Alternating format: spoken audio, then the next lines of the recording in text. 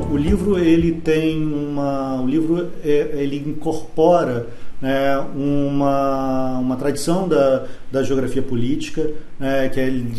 antiga, de lidar com o Estado, mas ao mesmo tempo ele incorpora algo pouco feito na geografia política brasileira, que é pensar o processo de formação do Estado brasileiro, propriamente dito. Então, ao trabalhar com as fontes da administração pública, ao trabalhar com os relatórios dos presidentes de província, com os relatórios dos ministérios da Agricultura, o livro procura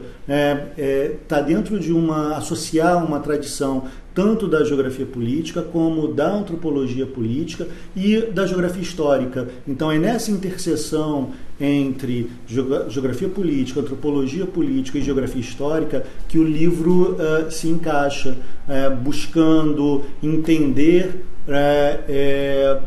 determinar como o território se transforma em objeto do Estado brasileiro e como o próprio Estado brasileiro se encarrega de construir representações sobre esse território.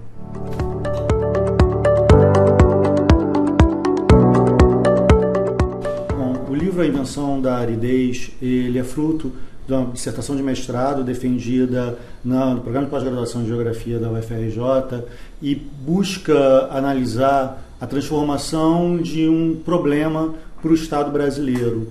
a forma como, a partir dos trabalhos de combate à seca, o Estado assume a seca como um problema e como as representações da natureza,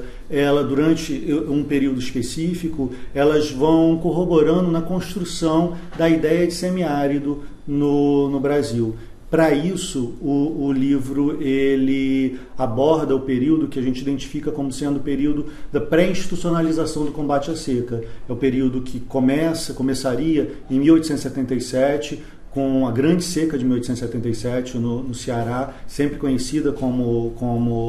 sempre referenciada como uma grande seca, a mais mortal do século XIX,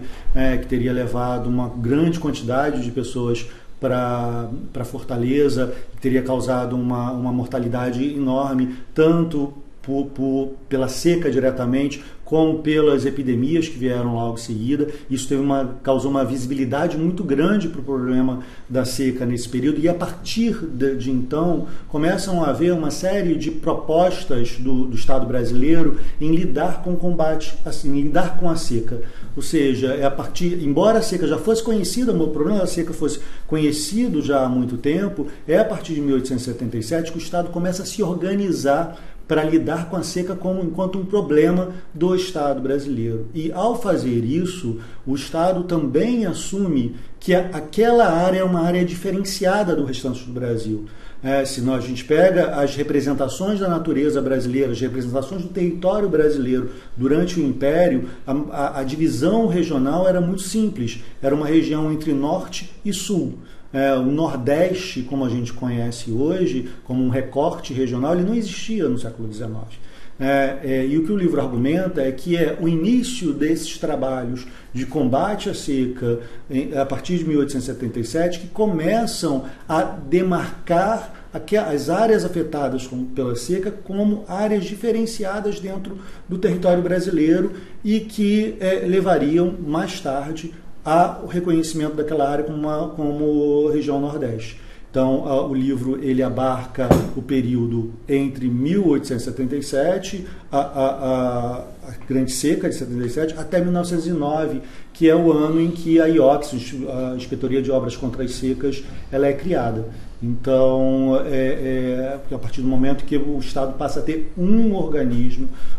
oficial para lidar com o problema, e quando o termo Nordeste começa a aparecer de forma mais forte dentro desse período. Então, o que a gente tem entre 1870, o argumento principal do livro é que entre 1877 e 1909 há um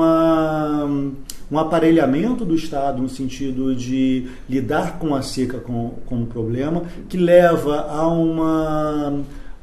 o Estado a assumir que haveria uma natureza diferenciada naquela área e que, portanto,